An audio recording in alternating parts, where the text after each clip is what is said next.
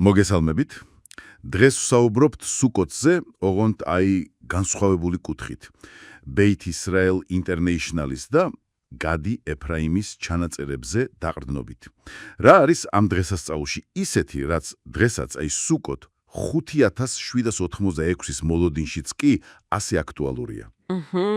საინტერესო კითხვაა.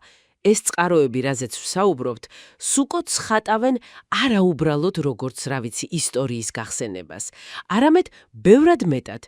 ანუ, როგორც უნივერსალურ ფესტივალს, რაღაცნაირად მესიის ეპოქის კარიბჭესთან კავშირს, ღვთაებრივ მფარველობასთან. გასაგებია. დიახ, ეს ჩანაწერები მას გლობალური გამოსყიდვის, გეულას, ერთგვარ გასაღებად განიხილავს. კარგი, მოდი ფუნდამენტიდან დავიწყოთ. ვიცით, რომ სუკოტი ისრაელის უდაბნოში მოგზაურობას და ღვთიურ მფარველობას გვახსენებს. მაგრამ გადი ეფრაიმის ჩანაწერები ამბობს, რომ ეს მფარველობა მხოლოდ წარსულში კი არ იყო, არამედ ახლაც ხელმისაწვდომია. ეს ემუნას უკავშირდება, ხო? რწმენას. ზუსტად, დიახ, ემუნას და მინდობას. Beit Israel International-ი სუკას, ანუ კარავს, აღწერს არაუბრალოდ როგორც დროებით შენობას, არამედ როგორც სულიერ საშვილოსნოს. ეს ეხმიანება იმ დიდების ღრუბლებს უდაბნოდან. ანუ სიმბოლოა. სიმბოლოა, დიახ, და ამავე დროს წინასწარმეტყველება მომავალი ღვთაებრივი მოხვევის, რომელიც რაბი ცადოკ ჰაქოინის მიხედვით მოიცავს არამხოლოდ ისრაელს, არამედ საბოლოოდ ყველა 70 ერს. აქ უკვე საინტერესო ხდება უშპიზინის თემა, ეს ამაღლებული სტუმრები. Beit Israel International-მა ახსენა, რომ 1785 წელს სიმბოლურად უმასპინძლა ამ 7 ფიგუროს: აბრაამს, ისააკს, იაკობს, მოსეს, აარონს, იოსებს, დავითს. გადი ეფრაიმის ჩანაწერებიც ხო ამბობს, რომ ისინი უბრალოდ ისტორიული პირები არ არიან. რა დგას ამის უკან? დიახ, რა თქმა უნდა. ბევრად მეტია. ზოხარის მიხედვით, ეს 7 სტუმარი განასახიერებს 7 ქვედა სეფიროტს. 7 სეფიროტს. ანუ ღვთაებრივ არხებს თვისებებს, რითაც ღვთაებრივი ენერგია გადმოდის. მაგალითად, აბრაჰამი ეს არის ხესედი, სიკეთე. დავითი, მალხუთი, მეფობა. მათი მიღება სუკაში, ესე იგი ნიშნავს ამ სულიერ თვისებებთან ცოცხალ კავშირს. ანუ სუკაში ჯდომა გამოდის აქტიური სულიერი პრაქტიკა. ერთგვარი მცდელობა, რომ დაუკავშირდე ამ პირველსახეების ენერგიებს და მოემზადო. სწორედ, მოემზადო რაღაც უფრო დიდისთვის. წყაროები ამას აღწერენ, როგორც მონაწილეობას დავითის დაცემული სუკას აღდგენაში. დავითის სუკას აღდგენა.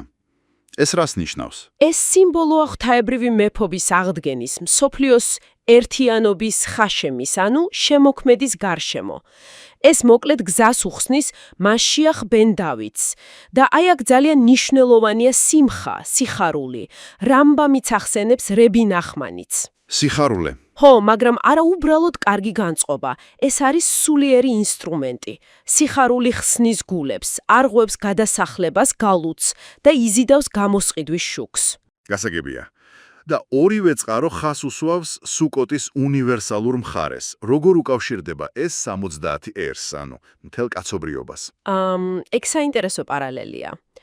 ტაძარში სუკოტის დროს წირავდნენ 70 ხარს. ეს ზუსტად მსოფლიოს 70 ერს შეესაბამებოდა. და მიუხედავად იმისა, რომ უშპიზინის შუქი ისრაელის პატრიარქებიდან მოდის, საბოლოო მიზანია, რომ ეს შუქი მაშიახის მეშვეობით ყველა ერზე გავრცელდეს. ანუ Beit Israel International-ის მისია ამას ემსახურება. მსოფლიოს მომზადებას. დიახ. თქვენი ჩანაწერებიდან ასე ჩანს. მომზადება იმ საერთო ღვთაებრივი სინათლისთვის, რასაც ზოარ ხადაში უწოდებს გილუი პანიმს, ღვთაებრივი სახის გამოცხადებას. და 4 მცენარე: ლულავი, ეტროგი და ასე შემდეგ. ესენიც ხომ ერთობას უკავშირდება. დიახ, მაჰარალი ამბობს, რომ სუკაში ყოფნა ესეა შეხინას, ღვთაებრივი თანდასწრების ფრთებქვეშ ყოფნა, სრული მინდობა. ხოლო 4 მცენარე განასახიერებს ერთობას ისრაელის შიგნით, სხვადასხვა ტიპის ადამიანების ერთობას. და ეს შინაგანი ერთობა რატომ მნიშვნელოვანი? იმიტომ რომ სწორად ეს ერთობა აძლევს ისრაელს საშუალებას, გახდეს არხი, რომლითაც სხვა ერებიც დაუკავშირდებიან ღვთაებრივს. ეს არის პირობა მსოფლიოს დალოცვის. მაშასადამე, თუ შევაჯამებთ ამ წყაროებს, Beit Israel Internationals და გადი ეფრაიმის ჩანაწერებს, სუკოტი გამოდის ბევრად მეტი, ვიდრე უბრალოდ ისტორიის გახსენება. ეს არის ერთგვარი რეპეტიცია გამოსყიდვისთვის, მოწოდება ერთიანობისკენ და ღვთაებრივი მფარველობის და რაც მთავარია, სიხარულის აქტიური განცდა. ზუსტად. ის წარმოჩენილია როგორც მომავალი, გამოსყიდული სამყაროს გეგმა, მოდელი, სადაც ყველა ერი თავის ადგილს იპოვის. საბოლოო ხედვა არის გლობალური ერთიანობა, როცა ყველა ერთად აღნიშნავს სუკოტს და ყველა ცნობს ხაშემს. და ბოლოს, მოდით მსმენელს დაუტოვოთ ერთი კითხვა დასაფიქრებლად. თუ სუკა გამოსყიდული სამყაროს მიკროკოსმოსია და უშპიზინი წარმოადგენს იმ ღვთაებრივ თვისებებს, რომლებთანაც დაკავშირება შეგვიძლია, აი ამ თვისებებიდან სიკეთე, სიმკაცრე, ჰარმონია, შეუპოვრობა, თავმდაბლობა, კავშირი, ლიდერობა, რომელი გეჩვენებათ თქვენ ყველაზე საჭიროდ დღევანდელ მსოფლიოში? და როგორ ფიქრობთ, რა შეიცვლებოდა ჩვენს კოლექტიურ ცხოვრებაში, თუ ამ კონკრეტულ თვისებას უფრო მეტად გავითავისებდით? დაფიქრდით